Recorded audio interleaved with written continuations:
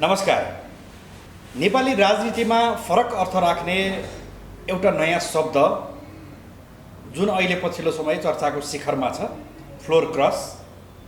र यो चर्चाको शिखरमा कर्णालीले जुन शब्द प्रवेश गराएको छ, कर्णालीलाई नजिकबाट भूगोल र राजनीतिको हिसाबले पनि विकास निर्माणका हिसाबले पनि अध्ययन गरिरहनुभएका एकजना विश्लेषक हरिहर न्यौपानेजीसँग आजको संवाद गर्दैछौँ। स्वागत छ हरिहरजी। धन्यवाद। कर्णाली अलि अराजक बन्दै गएको हो। यसलाई अराजक भन्न मिल्दैन, संसदीय अभ्यास गरेको हो कर्णालीले। फ्लोर क्रस संसदीय अभ्यास हुन सक्छ, पर्छ, त्योभित्र पाउँछ। मान्छेलाई इच्छा लाग्यो होइन, आफ्नो स्वतन्त्र अभिव्यक्ति दिन पायो। प्रजातन्त्रको ब्युटी भनेको यही हो नि, आफ्नो स्वतन्त्रता प्रयोग गर्न पाउने हो, पायो। कर्णालीले सबै विषयलाई यसै गरी आफू अनुकूल नै मात्रै व्याख्या गर्छ कि के हो? होइन, कर्णालीले यसरी आफू अनुकूल व्याख्या गर्छ भन्नुभन्दा पनि राज्यलाई एउटा जवाब चाहिँ दिन्छ भन्न पऱ्यो कि राज्यले कर्णालीलाई के गर्न पर्थ्यो, किन यसरी चाहिँ कर्णालीको स्पिरिट बुझ्न सकिएन भन्ने कुराको एउटा मन्थन होस् भनेर नयाँ इस्यु बनाइदिन्छ। तपाईँलाई भनौँ, कर्णालीले सधैँ कहाँ पोजिटिभ काम पनि त गरेछ नि। पहिलो राजधानीको तोक्ने पहिलो मिटिङबाट राजधानी तोक्ने प्रदेश को? कर्णाली। पहिलो नाम तोक्ने प्रदेश को? कर्णाली। नेपालमा सङ्घीय संरचनामा प्रदेशको पहिलो राजधानीको नाम र चाहिँ राजधानी तोक्ने त कर्णाली हो नि। यसले त राम्रो पक्ष ल्याएको थियो नि त, देशलाई सिकाएको थियो नि त। कोही पनि प्रतिपक्षी छैनौँ हामी। देश विकासमा एकजुट भएर अगाडि जानुपर्छ। हाम्रो प्रतिपक्षी भनेको यो गरिबी हो, हाम्रो प्रतिपक्षी भनेको यो अविकास हो होइन भनेर भनेकै थियो त। राज्यलाई त सिकाएकै थियो त, कर्णालीले सिक्नु पर्थ्यो नि त। अहिले पनि कोही प्रदेशले आफ्नो नामाकरण गर्न सकेका छैनन्, राजधानी तोक्न सकेका छैनन्। ती राम्रा सुन्दर पक्षहरू हामीले बिर्सिदिने। त्यही भएर अहिले फेरि कर्णालीले नेपाली राजनीतिलाई सिकाइदियो एउटा नयाँ अभ्यास, फ्लोर क्रस। एउटा कुरा, कर्णालीले नेकपा फुट भनेर कर्णालीले सिकाएको थिएन नि त। यो अराजकता जुट भनेर त कर्णालीले सिकाएको थिएन नि त। यो अराजकता कर्णालीबाटै किन प्रारम्भ भयो? होइन, यसलाई अराजकता भन्नै मिलेन नि। यो चाहिँ विचारको स्वतन्त्रता भन्दिन पर्यो कि एउटा पार्टीभित्र बसेर संसदीय व्यवस्थालाई मान्छु भनेर संसदभित्र पसेका सांसदहरू निहित स्वार्थका लागि फ्लोर क्रस गरेर फरक विचारसँग नजिक हुने र आफ्नो राजनीतिक आस्थालाई नै धरापमा राख्ने र सत्ता र स्वार्थका लागि लागेको त देखियो। अब यसलाई अराजकता नबनेर यसलाई राजनीतिक संस्कार भनेर भन्न सक्छौँ। यो थोरै राजनीतिक विषय हो र व्यक्तिगत विषय पनि हो। राजनीतिक र व्यक्तिगत विषय हो। त्यसैले त्यो फ्लोर क्रस गर्ने मान्नेहरूले राम्रो गर्नुभयो कि नराम्रो गर्नुभयो भन्ने हिसाबले उहाँहरूले आफैले समीक्षा गर्नुपर्छ। हिजो पार्टीले उहाँहरूलाई चाहिँ कुन लेभलले स्पेस दिएर त्यो ठाउँमा पुर्याएको थियो, आज किन उहाँहरूले फ्लोर क्रस गर्नुभयो, त्यो उहाँहरूको विषय हो। तर पनि त्योभन्दा अझ माथि उठेर हेरौँ न, राजनीतिकका लागि देशको यो सिस्टम के को लागि भन्यो भने जनताको मानव अधिकार सुनिश्चित गर्नको लागि, सहज तरिकाले विकास गर्नको लागि, भएको सिस्टमलाई तोडेर भत्काएर फ्लोर क्रस गर्ने, राजनीतिमा फरक बहाव ल्याउने अनि त्यसले चाहिँ फेरि सिस्टमका लागि विकासका लागि भनेर चाहिँ भन्न कतिको सौदिलो छ यो? त्यति लाग्दैन। एउटा कुरा के हेरिदिनुहोस् भने, जतिखेर देश सङ्कटमा पर्छ, देशलाई अप्ठ्यारो आइलाग्छ, त्यो बेला चाहिँ यस फ्लोर क्रस होइन संविधानै क्रस हुन्छन् कि। तपाईँले के बुझिदिनु पऱ्यो भने, तपाईँले 62-63 सालको आन्दोलनपछि नेपालको राजालाई हटाउने भनेर संविधानमा कहीँ लेखेको थियो? कहीँ लेखेको थियो? किन हटाइयो? राजतन्त्र किन हटाइयो? नेपालको राजनीतिलाई एउटा नयाँ अभ्यासतिर लिएर जाने कर्णालीलाई के त्यस्तो जरुरी पर्यो कि फ्लोर क्रस गरेर महेन्द्रबहादुर शाहीको सत्ता टिकाउनु पर्यो? यसमा दुईवटा कुरा छ। एउटा राजनीतिक मैले भनिहालेँ, तर जतिखेर चाहिँ जुन क्षेत्रलाई अप्ठ्यारो पर्छ कि त्यो बेला के हुन्छ भने राजनीतिभन्दा पनि माथि उठ्नुपर्ने कहिलेकाहीँ स्थिति आउनुपर्छ देशको एकताको लागि। जस्तो तपाईँलाई साधारण उदाहरण दिउँ, नेपालमा 47 सालको संविधानले काम गरिरहेको थियो। एउटा समूह जङ्गलतिर गयो, हतियार युद्ध गर्यो, हतियारसहितको एउटा युद्ध गर्यो र 62-63 आउँदाखेरि त्यो 47 सालको संविधानमा हुँदै नभएका व्यवस्थाहरू, कहीँ पनि व्यवस्था छैन होइन। त्यो टिमलाई एउटा चाहिँ वार्ताको प्रक्रियाद्वारा 12 बुँदे समझदारीबाट समाहित गरियो नि त, एक ठाउँमा ल्याइयो नि। ल्याउँदाखेरि माओवादीका तर्फबाट 70भन्दा बढी सांसदहरूलाई चुनाव जितेकै होइन, उहाँहरूलाई चाहिँ एउटा सिस्टममा ल्याएर सांसद बनाइयो। त्यो कुनै संविधानमा थिएन। त्यो मैले भन्न खोजेको के भने, कहिलेकाहीँ जटिल परिस्थिति आउँछ त्यस्तो बेला यो फ्लोर क्रस होइन संविधान पनि क्रस हुन्छ। जनताका मेन गरी हामीले राजनीति केका लागि गर्छौँ भने विकासको लागि गर्छौँ, समृद्धिका लागि गर्छौँ, सामाजिक न्यायका लागि गर्छौँ, समाज रूपान्तरणका लागि गर्छौँ र राजनीति भनेको त्यो दिशामा जानुपर्छ। अब कर्णालीमा त के भयो भने यत्रो लामो आन्दोलन पश्चात एउटा संविधान पायो कर्णालीले, अर्थात् देशले संविधान पायो। संविधान अनुसारका गतिविधिहरू चाहिँ आउँछन् र कर्णालीलाई सबै छिटोभन्दा छिटो चाहिँ राष्ट्रिय मूल प्रवाह, विकासको राष्ट्रिय मूल प्रवाहमा चाहिँ समाहित गरिन्छ भन्ने अपेक्षाका साथ जनताको इच्छा थियो, त्यहाँका राजनीतिक दलहरूको इच्छा थियो, त्यहाँका मान्छेहरूको चाहना थियो। सङ्घीय राज्यले पनि कर्णालीलाई त्यसरी चाहिँ सहयोग गरेन, देखिँदैन। त्यो प्रतिनिधित्वको सवालमा पनि देखिँदैन, विकासको सवालमा पनि देखिँदैन र राजनीतिक रूपमा पनि त्यो तरिकाले चाहिँ पार्टीभित्र मन्थन गरेको पनि देखिँदैन। यो सन्दर्भमा एक खालको जनतामा टोटल्ली निराशा थाइसक्यो। के भयो त प्रगति भन्ने आयो। अर्कोतिर पदकै कारणले गर्दा तपाईँको चाहिँ केही पनि गर्न बन्धक बनाउने जस्तो स्थिति आएपछि त्यो बेला के हुन्छ भने मैले भने नि यो एउटा संसदको फ्लोर क्रसको कुरा हुन संविधानै क्रस हुन्छ र कर्णालीमा अहिले त्यो खालको नेचर देखिएको। कर्णालीले दुईवटा मेसेज, यसलाई त्यति धेरै नेगेटिभ पनि नलियो। त्यो कर्णाली आफैले चाहिँ गरेको विषय थियो र त्यो त फेरि पनि कर्णालीमा चाहिँ काठमाडौँ हावी भएको होइन र? अब यसलाई यसरी हेर्नुपर्छ। अब यो एकदमै धेरै राजनीति विषयवस्तु भएको हुनाले काठमाडौँबाटै निर्देशित थियो या चाहिँ कर्णालीभित्र सिर्जना भएको थियो भन्ने विषयमा अझै धेरै बहस गर्न जरुरी छ, पत्ता लगाउनु पर्ने हुन्छ। तर अहिले सर्र देख्दा के हो भने कर्णालीले अहिले पनि सिंहदरबारले हेपेको महसुस चाहिँ गरेको छ। सिंहदरबारसँग हामी अहिले नजोडौँ, हामी मात्रै फ्लोर क्रस गर्नुपर्ने परिस्थिति कसरी निर्माण भयो? किन त्यहाँ भएको अहिलेको सत्ता सर्वप्रिय हो, सबैले रुचाइएको सरकार हो, सबैले रुचाइएको चाहिँ गतिविधि गरिरहेको सत्ता हो, त्यसकारण टिकाइयो कि केही अनुशासनहीन सांसदहरूले गद्दारी गरेका कारणले सत्ता टिक्यो? यसरी हेर्नुपर्छ। हामीले व्यक्तिगत रूपमा कुन सांसदले के गर्नु हो, कहाँ गर्नु हो भनेर यसरी चाहिँ व्यक्तिगत रूपमा भन्न, अनुशासनहीनै भन्न त नमिल्ला। किन हुन्छ भने सांसदलाई के कारणले गर्दा फ्लोर क्रस गरे, अब हामीले कारण खोज्नु पर्छ। त्यो कारणको बारेमा जान्न चाहन्छु। हो, अब सांसदहरूलाई एक ठाउँमा किन राख्न सकिएन होला, सांसदहरूलाई किन प्रशिक्षित गर्न सकिएन होला, सांसदहरूलाई चाहिँ किन आश्वस्त पार्न सकिएन होला, त्यो पार्टीको, त्यो दलको, त्यो संसदीय दलको असफलता हो नि त। यो त सबै कुरामा जरुरी हुँदैन। महेन्द्रबहादुर शाहीले त के गरेको देखिन्छ भने त्यहाँ कन्भिन्स गरेको देखिन्छ नि त। यो कन्भिन्स गर्ने क्षमता आफूसँग 20-जना चाहिँ मान्ने हुँदाहुँदै, सिङ्गै बहुमत हुँदाहुँदै आफ्नै पार्टीभित्रका मान्नेहरूलाई किन रोक्न नसकेको होला त? महेन्द्रबहादुर शाहीले कन्भिन्स गराए कि माधव नेपालले कन्भिन्स गराइदिए? यसमा त के छ भने एउटा व्यक्ति, एउटा सांसदले फ्लोर क्रस गर्ने कुरामा कि त माधव कुमार नेपालले नै गरेको हो, कन्भिन्स गरेको स्थिति हो भने त्यहाँ माधव कुमार नेपालका प्यानलको चाहिँ भएका 8जना प्रवेश गर्नुपर्थ्यो। त्यहाँ जम्मा 4जनाले फ्लोर क्रस गर्नुभएको छ होइन। त्यसैले गर्दा के देखिन्छ भने निर्देशित चाहिँ थियो संसदीय व्यवस्थामा नेकपा एमालेको माधव गुटको निर्देशित चाहिँ थिए 4जना सांसद। त्यसो भए 8जनाले लागू हुनुपर्थ्यो, किन भएन? 8जना आवश्यक परेन होला, 4जना भए सरकार जोगिने स्थिति देखियो। होइन, त्यहाँ त माओवादीसँग त जम्मा 12जना थियो नि त, मान्छे त 8 चाहिन्थ्यो नि, किन भएन होला? त्यसो भए विषय भए पुग्थ्यो, किन फेरि थप आएर 2जना मात्रै आए पुगिहाल्थ्यो? त्यसैले मैले भन्न खोजेको के भने सांसदसँग भएको व्यक्तिगत होइन आफ्नो विवेकलाई चाहिँ कसरी प्रयोग गर्ने, कसरी नगर्ने भने उहाँहरूको कुरा हो कि यसले गर्दा उहाँहरूलाई नै भोलि राजनीतिक रूपमा ठुलो क्षति होला होइन। किनभने प्रत्येक जनताले मत हालेर उहाँहरूलाई जिताएको हो। जनतामा अब फेरि चुनावमा जानुपर्छ। एउटा पार्टीले उहाँहरूको सांसद पद खारेज गरिसकेपछि उहाँहरूको पद पनि जान्छ। उहाँहरूलाई यो कुरा त थाहा छ नि त।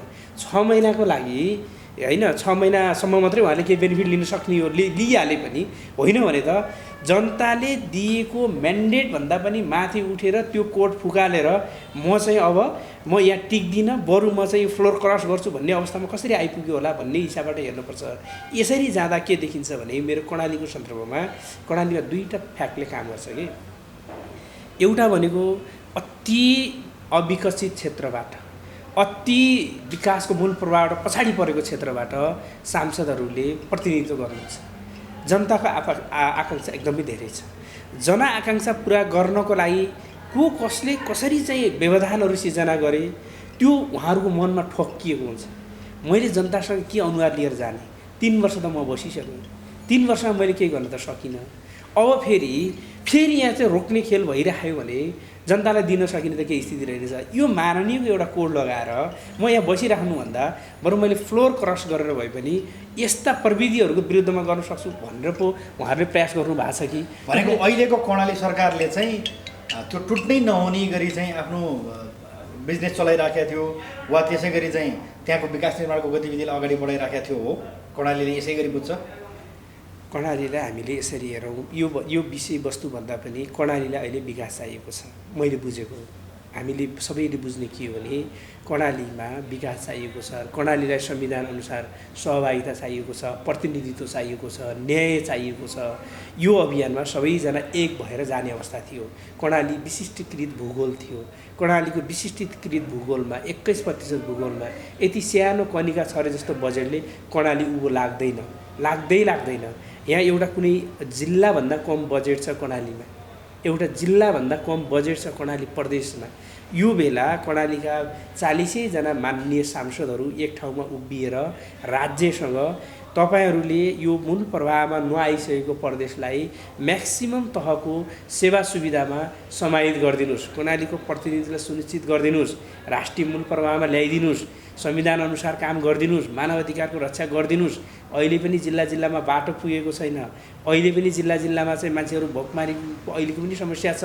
यो जटिल परिस्थितिमा तपाईहरूले चाहिँ हामीलाई सहयोग गरिदिनुहोस् भनेर एकताबद्ध भएर जाने बेला कर्णाली प्रदेश सरकार गठन भएदेखि नै अब काहीँ न काहीँ अवरोधहरू भएको सिर्जना भएको देखियो। अब के हुन्छ भने माथिल्लो कर्णालीका 5वटा जिल्ला जहाँ विकासको अहिले भोका छन् मान्छेहरू, त्यहाँको आवश्यकता फरक छ। हिजोको कर्णालीको आन्दोलन पनि त्यहीको लागि भएको थियो। कर्णाली छुट्टै स्वायत्त प्रदेश चाहिन्छ भनेर आन्दोलन भएको थियो, बलिदानी भएको थियो। हो, त्यो क्षेत्रका मान्छेहरूको आवश्यकता के छ भने अहिले हामी फुटेर होइन जुटेर काम गर्नुपर्छ। हामीले राज्यसँग लिनुपर्छ। कर्णालीभित्र हामीले यो चाहिँ कलह मचाउनु हुँदैन भन्ने मानसिकता माथिल्लो कर्णालीको थियो भने तल्लो कर्णालीमा पनि अहिले पनि कर्णाली प्रदेशको सरकारमा गएका 32 अरब रुपियाँमा तल्लो कर्णालीमा धेरै पैसा लगानी भएको देखिन्छ। तल्लो कर्णाली भनेको जाजरकोट, सल्यान, दैलेख, सुर्खेतका पाटहरूमा 50% बजेट लगानी हुन्छ। आवश्यकता अहिले पनि के थियो भने अझ माथि डोल्पामा आवश्यकता थियो, अहिले पनि हुम्लामा आवश्यकता थियो, जहाँ 2टा जिल्ला बाटै पुगेको छैन। त्यहाँका मान्छेहरूले एउटा मान्छे सुत्केरी बिरामी हुँदा हेलिकप्टरमा चाहिँ चार्टर गरेर ल्याउनुपर्छ भनेको बेला हेलिकप्टर पाइँदैन होइन। हेल्थ फेसिलिटिजहरू एकदम कमजोर अवस्थामा छन्। त्यस्ता नागरिकहरूको सुरक्षालाई ध्यान दिएर, त्यस्ता नागरिकहरूको आधारभूत मानव अधिकारलाई ध्यान दिएर एकजुट हुने बेला अब के भयो भने कर्णाली प्रदेश सरकार गठन भएदेखि नै सरकारलाई 2 खालका प्रेसरहरू परे। एउटा भनेको आन्तरिक चाहिँ प्रेसर होइन, यो सत्ता छोड्नुपर्छ हामी चाहिँ छौँ भन्ने खालको प्रेसर। अर्को प्रेसर भनेको सिंहदरबारले चाहिँ कर्मचारी व्यवस्थापन नगरिदिनु, सिंहदरबारले चाहिँ दिनुपर्ने सेवा सुविधामा माथि नै कटौती गरिदिनु। अब यस्तो प्रेसरको बिचमा कर्णाली प्रदेश सरकार जहिले पनि प्रेसरको दोधारमा रह्यो। यो बिचमा अब कर्णाली सरकारले के गर्यो या के गरेन भन्ने हिसाबले गयो भने उसले आफूसँग भएको साधन स्रोत र क्षमता अनुसार काम त अगाडि बढायो। तर त्यहीभित्र के भयो, कति प्रेसर दियो। अहिले कर्णाली प्रदेश सरकार हटाउनु पर्ने अवस्था हो त, ल अनुहार त हामीले सबैले देखेकै हो नि त त्यहाँभित्र। अनि यो हटाउनु पर्छ भन्नेको एजेन्डा कहाँबाट आयो, यो कुरा खासमा मान्छेलाई मनै परेन कि। अहिलेको हाम्रो प्रतिपक्षीको थियो भने गरिबी थियो भनेर चाहिँ प्रमुख प्रतिपक्षी दलको नेताले पहिलो बैठकमा हाम्रो प्रतिपक्ष भनेको गरिबी हो, नेपाली कङ्ग्रेस होइन है भनेर भन्नुभयो। अहिले पनि त नेपाली कङ्ग्रेसले त सहयोग गर्यो त। किन गर्यो भने यो सरकार परिवर्तन गर्ने कुरा मेजर हुँदै होइन। यो हामी 6 जना सांसद छौँ, हामी 6 जना गएर चाहिँ सरकारमा ठुलै चेन्ज भइहाल्ने केही पनि छैन, नगएर भइहाल्ने पनि केही छैन। हामी साझा रूपमा सिंहदरबारसित लड्नु छ, सङ्घीय संरचनासँग लड्नु छ, त्यहाँबाट ल्याउने सुविधासँग लड्नु छ। अब यो कर्णालीभित्र भएका त्यही 40 जनाभित्र यो किचलो किन मचाउने, हामी त एकता भएर जानुपर्छ भनेर आखिर प्रमुख प्रतिपक्षी दल कङ्ग्रेसले पनि त गर्यो नि त। कङ्ग्रेसले अहिलेसम्म चाहिँ कर्णाली प्रदेशमा अवरोध गरेको देख्नुभएको छ? कङ्ग्रेसको प्रतिपक्ष नेकपा हुँदा पनि त्यसको प्रतिपक्ष त कङ्ग्रेस हो नि। तर कङ्ग्रेसले पनि के मनन गर्यो भने एक खाल त्यो सेन्टिमेन्ट छ भन्न खोजेको हो। सिंहदरबारले बुझ्नुपर्ने कुरा के हो भने त्यो सेन्टिमेन्ट चाहिँ नेकपा एमालेका त्यो पनि माधव नेपाल पक्षका 4 जना सांसदहरूले फ्लोर क्रस गरेर महेन्द्रबहादुर शाहीको सत्ता जोगाइदिएको अर्थमा मात्रै हामीले बुझ्ने हो, वा सिँगै राजनीतिक हिसाबले चाहिँ कर्णाली एक ढिक्का थियो भने त अविश्वासको कुरा वा सरकार परिवर्तन गर्ने कुराहरू वा विश्वासको मत लिने कुराहरू पनि त जोडिएर आउँदैन थियो होला। यो त प्रत्यक्ष परोक्ष सङ्घीय राजनीतिको छाया त त्यहाँ परेको देखिन्छ। अब यो फ्लोर क्रस गर्नुको मूल कारण चाहिँ तपाईँले देखेको यो कर्णाली एक ढिक्का हुने भन्दा बाहेक त्यहाँ भित्री आन्तरिक केही लेनदेनको पनि कुरा छ। यसो भन्न त हेर्नुहोस्, अब 4 जनाले मन्त्री पद प्राप्त गर्दैछन्, वा चाहिँ अरू केही चिजहरू चाहिँ लाभ प्राप्त गर्दैछन्, वा अरू केही लाभ ग्रहण गर्दैछन्। के कारणले चाहिँ तपाईँले गरेर यो सरकारलाई जोगाइयो कि यो चाहिँ केपी ओलीलाई मात्रै दनक दिउँ नि त, प्रधानमन्त्रीलाई मात्रै दनक दिउँ नि त कर्णाली प्रदेशबाट भन्ने प्रचण्ड माधव समूहको चाहिँ एउटा तयारी थियो। यसो छ, अब यसरी एउटा राजनीतिक रूपमा यही पार्टी उही दल यसले यसरी गर्यो भन्नुभन्दा पनि प्र्याक्टिसको हिसाबले चाहिँ कर्णालीलाई चाहिने आवश्यकता भनेको अहिले पनि एकता हो। त्यो कर्णालीबाट एकताको सन्देश केपी ओली माननीय प्रधानमन्त्री केपी ओलीलाई दिएको चाहिँ देखिन्छ। किन देखिन्छ भने अहिले यो टुटफुट गर्ने अवस्था होइन, अहिले यसरी चाहिँ अप्ठ्यारो पार्ने स्थिति होइन। अब तैपनि के छ भने महेन्द्रबहादुर शाहीले मुख्यमन्त्रीले लिएको एउटा जुन छ त्यो आँट विश्वासको मत दिएर विधि पद्धतिलाई त मानेको हो नि त। फ्लोर क्रस गर्नु अर्को सिस्टमको कुरा हो, तर चाहिँ विधि पद्धति अनुसार म चाहिँ तयार हुन्छु भनेर कर्णालीले कतै गण्डकीलाई सिकाइ पो रहेको छ कि, कर्णालीले कतै 1 नम्बर प्रदेशलाई सिकाइरहेको पो छ कि होइन, कर्णालीले कसैलाई सिंहदरबारलाई पनि सिकाइरहेको छ, यहाँ संसदलाई सिकाइरहेको छ कि तपाईँहरू अविश्वासको प्रस्तावमाथि विश्वासका कुराहरू छलफल गर्नुहोस् होइन। ठिक छ, म कतिको सफल छु, मेरो कन्भिन्सिङ पावरले गर्दा चाहिँ के गरिरहेको छ भन्ने कुरा थाहा हुनलाई त टेस्टिङमा मान्छे जानु पऱ्यो नि त। मैले त के भन्छु भने जसरी कर्णाली प्रदेशमा समर्थन फिर्ता लिने कुरा आयो राजनीतिक रूपमा, त्यो अलि हतार भयो। त्यो समर्थन फिर्ता लिने कुरा कसले गर्यो? कर्णालीका जनतालाई सोधेर गरिएको थियो कि त्यहीभित्र एउटा छलफल चलाइएको थियो कि? अनि माथिको केन्द्रको निर्देशन अनुसार कर्णाली प्रदेशमा चाहिँ समर्थन फिर्ता लिएको देखिन्छ। तर भोट हाल्ने कुरामा, विश्वासको मत दिने कुरामा त फ्लोर क्रसिङै हुन्छ भन्ने कुरो त त्यहाँको सेन्टिमेन्ट त सिंहदरबारले त बुझेको रहेनछ नि त। यदि त्यो हुन्थ्यो भने, त्यो एउटा तयारीका साथ हुन्थ्यो भने कोटेश्वरले बुझाइदियो। त्यसो भए सिंहदरबारलाई कोटेश्वरले यसपालि बुझाइदियो कि फ्लोर क्रस गरेर भए पनि हामी माओवादीहरूलाई काङ्ग्रेसहरूलाई कहाँ थाप्न तयार छौँ, तर हामी एक ढिक्का भएर अब रहन सकेनौँ भन्ने मेसेज हो। यसो छ कि तपाईँले यो कोटेश्वरले देखाइदियो भने यसमा त झन् कोटेश्वरको 8वटा कोठा थियो, खोइ त 4 जनाले गरेन नि त, जम्मा 4 जना मात्रै गयो। अब रह्यो करोड चाहिँ 3 करोडसम्मको खरिद बिक्री भयो, 12 करोड रुपियाँ गयो भन्छ। अनि हामीले हेर्ने त्यो 12 करोड रुपियाँ दिने त्यस्तो दाता को छ कर्णालीमा, जहाँ चाहिँ 12 करोड रुपियाँ दिएर सांसद खरिद गर्न सक्ने हामीले त देखाएको छौँ नि त। त्यहाँ कसको जग्गा जमिन कसको कति छ, कोसँग पैसा कति छ। राज्यको ढुकुटी भनेको, राज्यको ढुकुटी त सिस्टममा चल्छ नि त। कसले दिन सक्छ कसैले? यताबाट पैसा निकालेर उताबाट दिन सक्ने मिल्ने छ र अहिले त्यही व्यवस्था छ? त्यसो भए त प्रधानमन्त्रीले अहिले चाहिँ 15 खरब निकालेर कसैलाई दिए भइगयो नि, सकिन्छ भने? तर न राज्यको पैसा सिस्टमबाट दिन सकिँदैन। अनि कर्णालीको त्यो 12 करोड दिन सक्ने त्यत्रो चाहिँ बलवान क्षमतावान पैसा भएको मान्छे को होला त्यस्तो?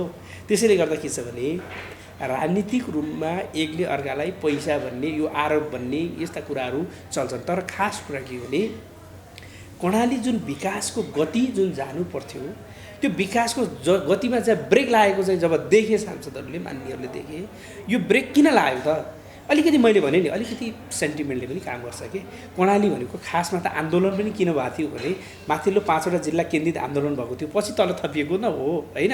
अब तल थपिसकेपछि विकासमाथि हुँदै नहुने, बजेट जति तल केन्द्रित हुने होइन। अनि बजेट तल केन्द्रित भइसकेपछि आफ्ना जनतालाई बुझाउनु पनि नसकिने, अवधि पनि पुगेको छैन, विषयमा छोड्नुपर्छ भन्ने आउने। अनि त्यस्तो भएपछि मान्छेले फ्लोर क्रस गर्छ त, यताको उता गर्छ, उताको यता गर्छ। यसले 2टा कुरा पोजिटिभ दिएको छ। एउटा पोजिटिभ के दिएको छ भने नेकपा होस् या जुनसुकै पार्टी होस्, फुट्नु दुर्भाग्य छ।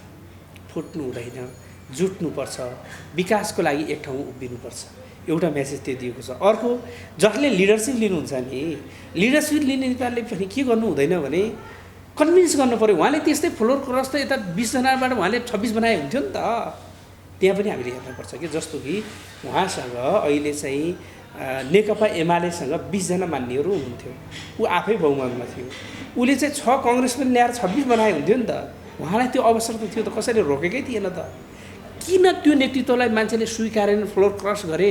कतै नेतृत्वप्रति समस्या छ कि, उहाँको कन्भिन्सिङप्रति समस्या छ कि, उहाँले चाहिँ बुझाउनु पर्ने कुराप्रति समस्या छ कि, उहाँले हेर्ने दृष्टिकोण माथिल्लो प्रणालीप्रति नेगेटिभ पो छ कि, त्यो सबै आँखाबाट हेर्नुपर्छ। त्यसैले गर्दा अब यो चाहिँ जे हुनु थियो एउटा भयो, स्थिति बन्यो। अब मुख्यमन्त्री महेन्द्रबहादुर शाहले चाहिँ विश्वासको मत प्राप्त गर्नुभयो, एउटा चरण त अध्याय त सकियो। अब कम्तीमा 1 वर्ष सरकार अगाडि बढ्यो र यसबाट चाहिँ राजनीतिक नेतृत्वहरूले के बुझिदिनु पर्यो भने, मेरो आग्रह के छ भने हामीले सत्ता प्राप्तिको लागि केन्द्रीय सत्ताको गुलाम भएर काम गर्नुपर्छ भन्ने छैन के। विद्रोह गरौँ भन्छु त मैले त। कर्णालीले त विद्रोह गर्नुपर्छ। कर्णालीका सम्पूर्ण मान्नेहरूले एउटै मान्ने म भन्दिनँ मैले। कर्णालीका 40 जना यो सिंहदरबारको विपक्षमा उभिनुपर्छ। कर्णालीको सङ्घीय संसदमा प्रतिनिधित्व गर्ने सम्पूर्ण मान्नेहरू विपक्षमा उभिनुपर्छ। किनभने अहिले पनि म भन्छु, अहिलेको क्याबिनेटमा कर्णालीबाट एकजना मान्छे देख्नु भएको छ तपाईँले? यहाँ हाम्रो त प्रदेशमा अल्झाइएको छ, त्यहाँ झगडा पारिएको छ, मान्छेलाई मुछिएको छ।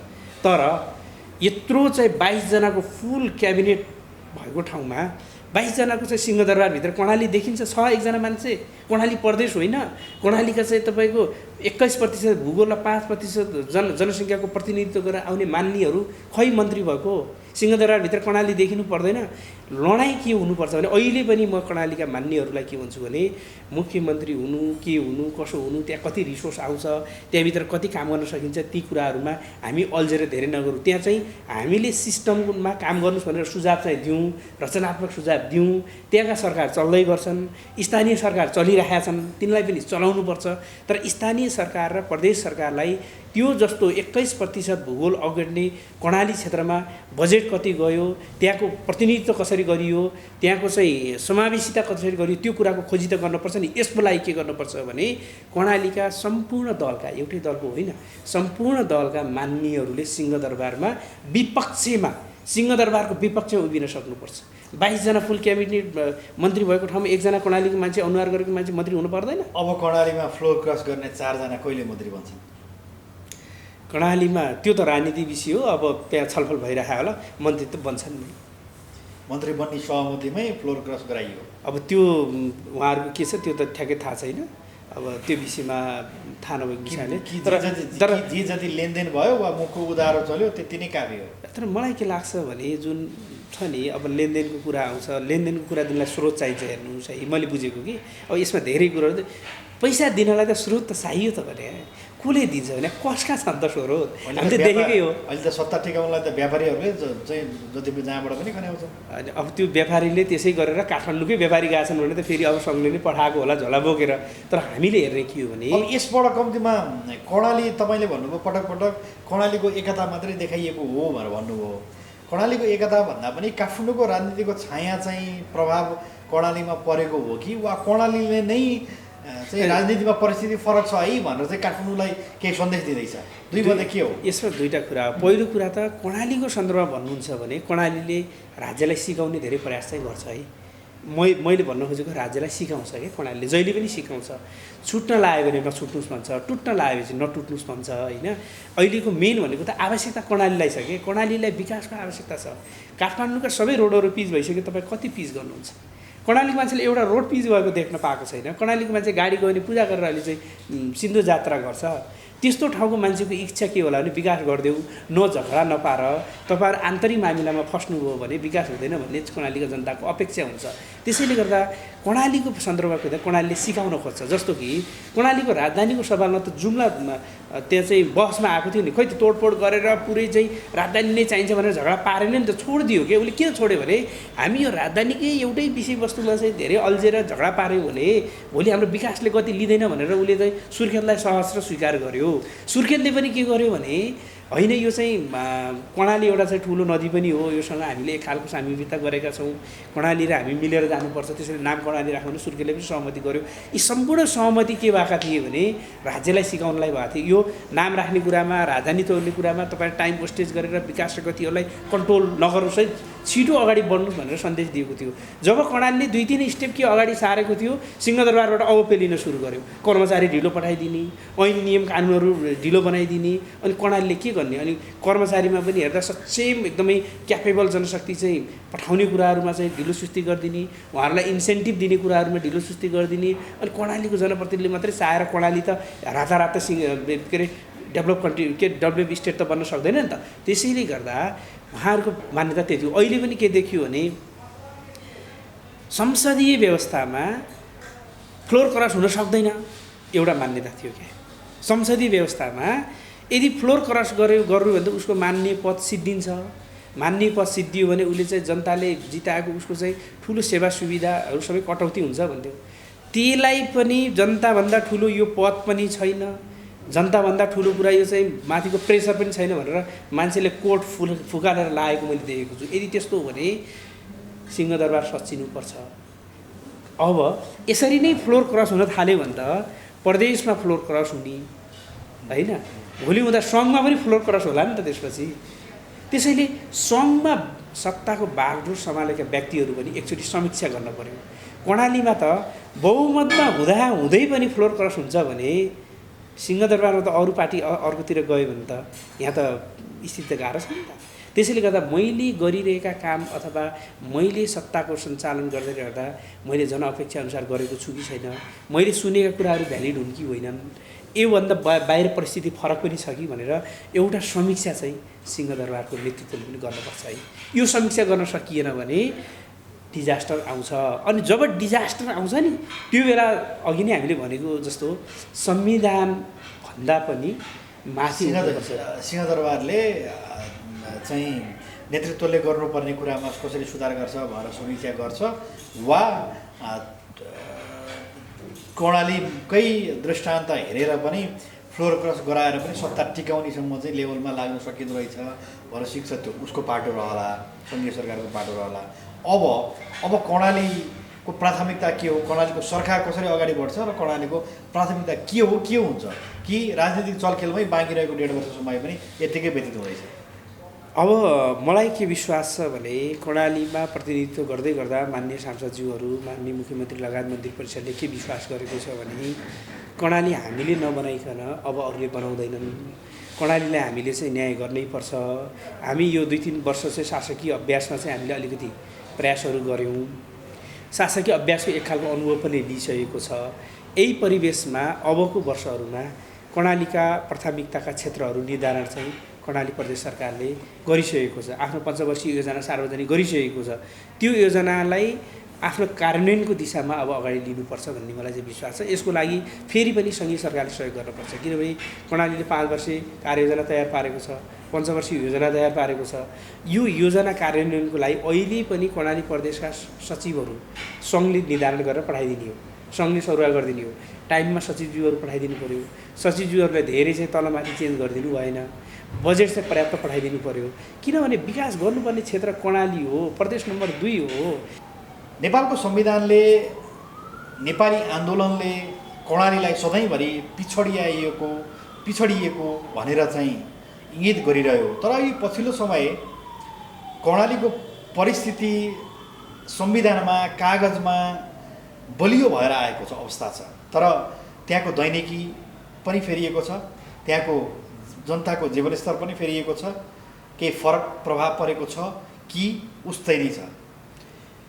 खासमा भन्ने हो भने यहाँले भने जस्तै कर्णाली सोचिएको जस्तो, देखेको जस्तो कर्णाली चाहिँ होइन।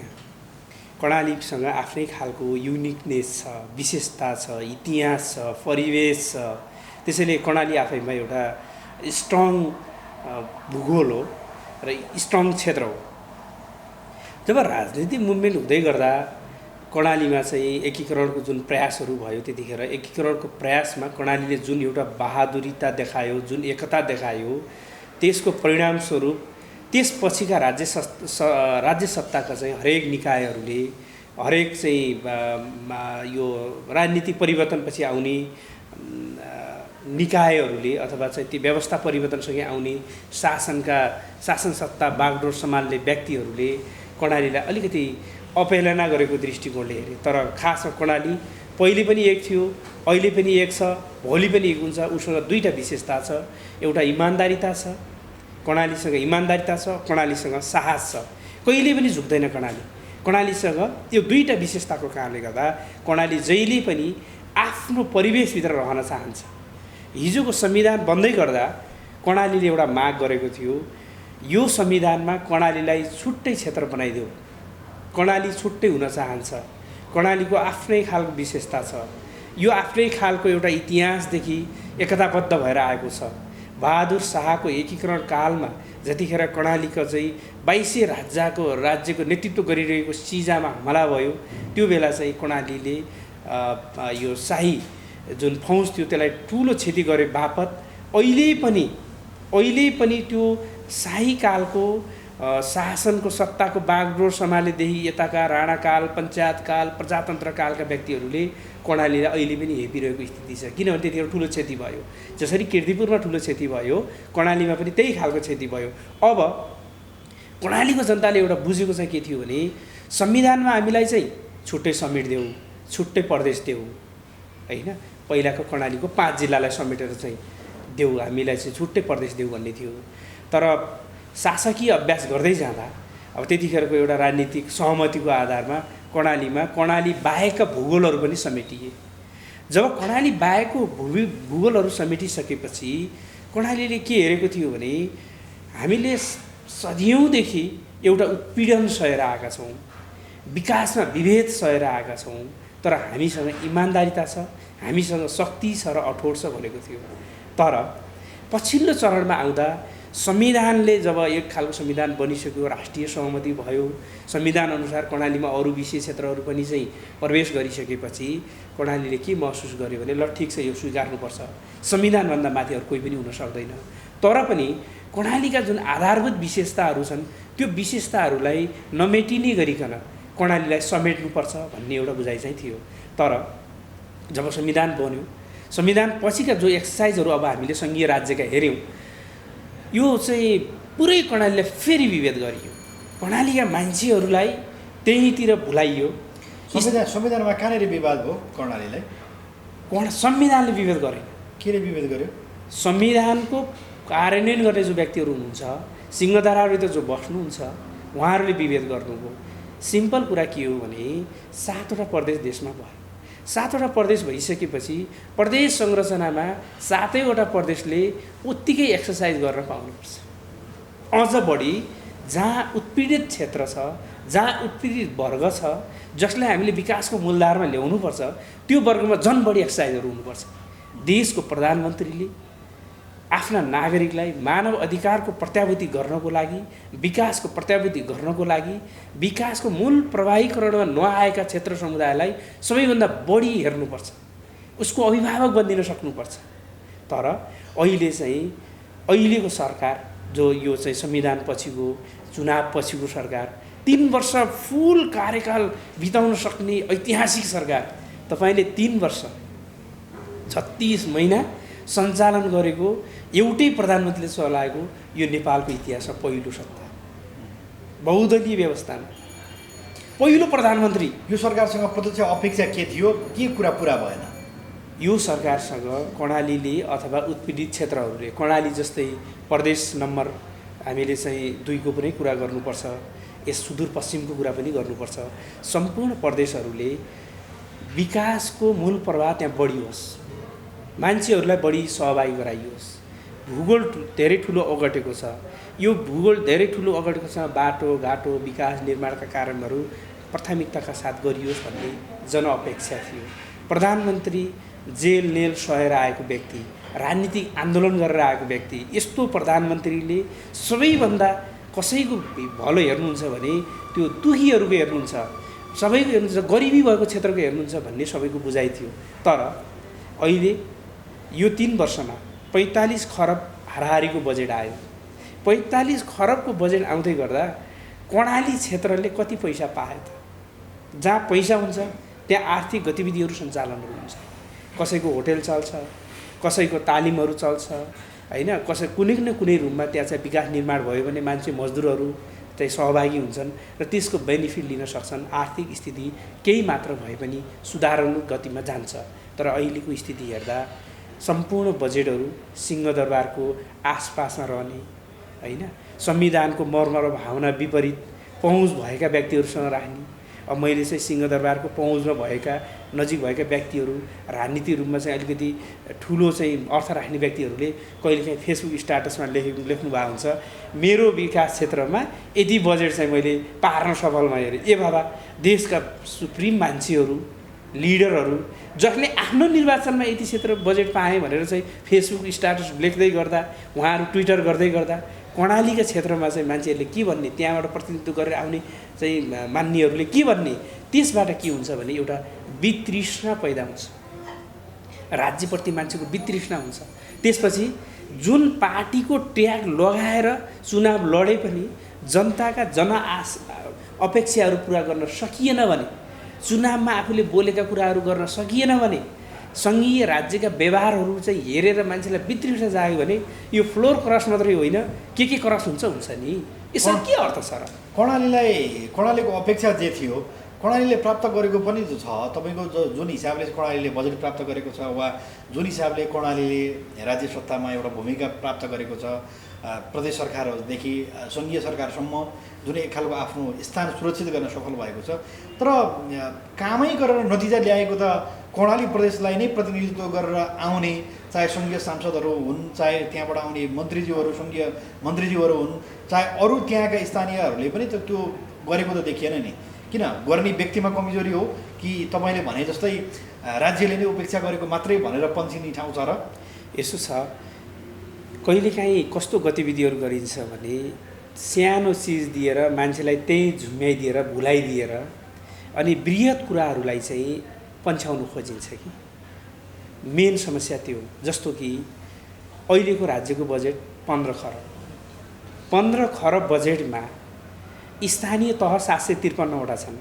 753वटा स्थानीय तह र 7वटा प्रदेशलाई त्यो बजेटलाई विनियोजन गरेर पठाइदिए हुन्छ नि त। विकास भए हुन्छ, परिचालन भए हुन्छ, भएन भने पनि एक खालको चाहिँ कस्तो देखिन्छ परिदृश्य थाहा हुन्छ नि। 15 खरब बजेट भएको देशमा 11 खरब बजेट सिंहदरबारभित्र राख्नुपर्ने कारण के छ? अनि 753 भित्र झगडा पारिदिने होइन, बजेट त्यही मैले सबै दिएँ भनिदिने। हामीले दियौँ भन्ने पनि होइन, यो त यहाँ त पञ्चायतभन्दा कडा छ, मैले बजेट दिदिएँ। ए बाबा, लोकतान्त्रिक पद्धतिमा, बहुदलीय व्यवस्थामा होइन, जनताले चुनेर आएका प्रधानमन्त्री राजाकोले चाहिँ मैले दिएँ रे, त्यो उहाँको घरको लाल पूजा बेचेर दिए हो त्यो होइन नि त। हामीले प्रयास गऱ्यौँ, हाम्रो सरकारले प्रयास गरिरहेछ भनेर भन्नु पर्यो। एक दोस्रो कुरो, बजेट विनियोजनको पार्टलाई हेर्दाखेरि ती क्षेत्रमा बढी गर्नु पर्यो कि। जस्तो कि यो भन्दै गर्दा कतिपयले के भन्ने गर्छन् भने कर्णाली जस्तो क्षेत्रमा अहिले बजेटको पुगेन भन्ने हो, जहाँ अहिले पनि के छ भने 2वटा जिल्लामा गाडी पुगिरहेको छैन, मान्छेले गाडीको सुविधा पाउन सकेका छैन। नेपालका जम्मा 2टा जिल्ला छन् जहाँ अहिले गाडी पुगेको छैन होइन। ईश्वर पोखरेल हाम्रो माननीय उप प्रधानमन्त्रीज्यू चाहिँ हेलिकप्टरमा गएर गाडी उद्घाटन गर्नु डोल्पामा, जहाँ गाडी अहिले पनि जाँदैन, छर्लङ्गै छ होइन। अब मान्छे सदरको काममा गाडी पुगेको छैन, मान्छेले गाडी देख्न पाएको छैन, मान्छेका आधारभूत आवश्यकताहरू चौपट छन् त्यहाँ। अब हामीले चाहिँ न्यायका हिसाबले हेऱ्यौँ भन्ने, अनि बजेट कति पठाउने भने तपाईँको एउटा जिल्ला कुनै चाहिँ अलिकति माथिल्लो ओहदामा पुगेको राजनीतिक नेतृत्वको जिल्लाको बजेटभन्दा तपाईँको प्रदेशको बजेट कम हुन्छ भने बजेट विनियोजनमै कम भयो। अर्को कुरा आउँछ, भूगोलको हिसाबले कर्णालीले 21% भूगोल, राज्यको 21% भूगोल ओगट्छ। जनसङ्ख्याको हिसाबले 5% जनसङ्ख्या कर्णालीमा बस्छ।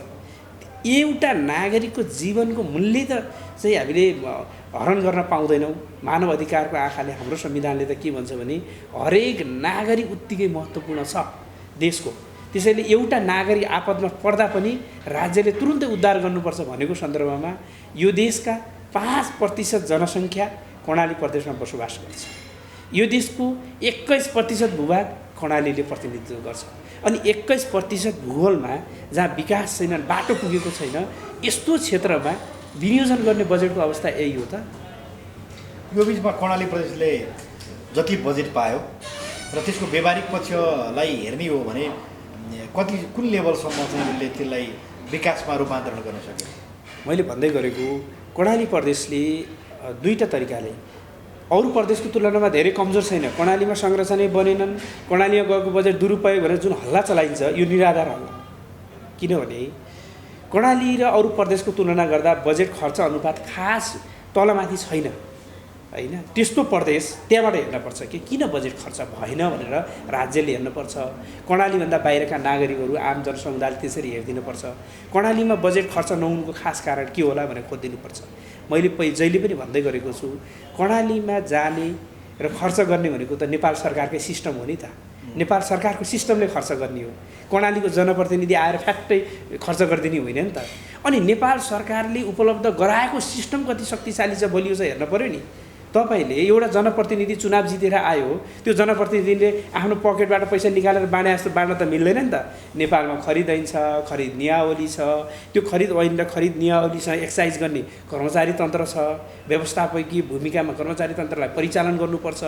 भोलि खर्च चाहिँ सही तरिकाले भयो या भएन भनेर हेर्नलाई चाहिँ हाम्रो चाहिँ महालेखा परीक्षणको कार्यालयले अडिटिङ गर्छ।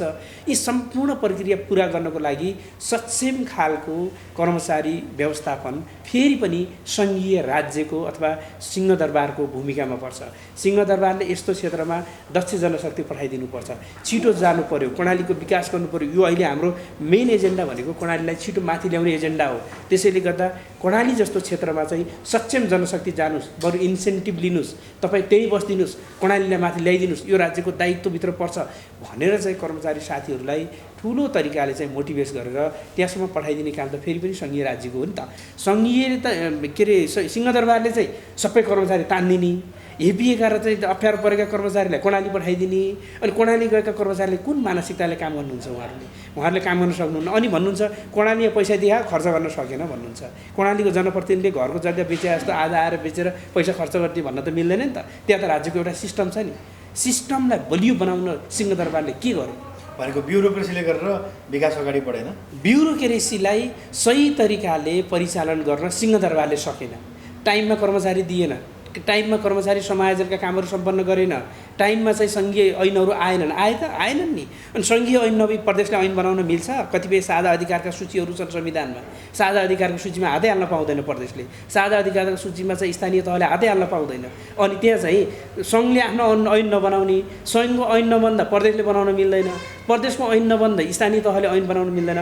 त्यसैले यी विविध कुराले गर्दा कर्णालीलाई अहिले भने जस्तो स्थिति होइन। राज्यले त्यस्ता ठाउँहरूको छिटो विकास गर्नलाई छिटो ऱ्यापिड रेस्पोन्स होइन मेकानिजमहरू बनाउनुपर्छ। ऱ्यापिड रेस्पोन्स मेकानिजम, दक्ष जनशक्तिहरू पुरै इन्सेन्टिभ दिएर पठाउने, राज्य संरचनाका मान्छेहरूलाई पठाउने गर्नुपर्छ। अब बजेट पनि नदिने, कर्मचारी पनि नदिने, राज्यको पहुँचमा पनि नपार्ने, अनि के भन्ने भने तपाईँहरूलाई सबै दिएछु खर्च गर्न सक्नु भएन भन्ने, त्यस्तो पनि हुन्छ।